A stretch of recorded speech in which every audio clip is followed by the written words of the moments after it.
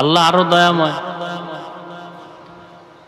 দুনিয়াতে আল্লাহ পাক সমস্ত মাখলুকতের মধ্যে, প্রাণীদের মধ্যে 100 ভাগের 1 ভাগ মায়া দিয়ে দিছেন।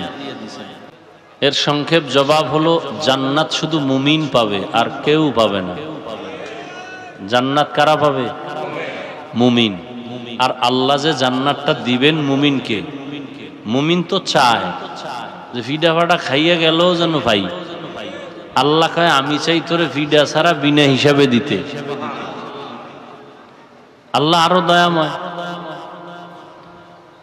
দুনিয়াতে আল্লাহ পাক সমস্ত মাখলুকতের মধ্যে, প্রাণীদের মধ্যে 100 ভাগের 1 ভাগ মায়া দিয়ে দিছেন। কয় ভাগ?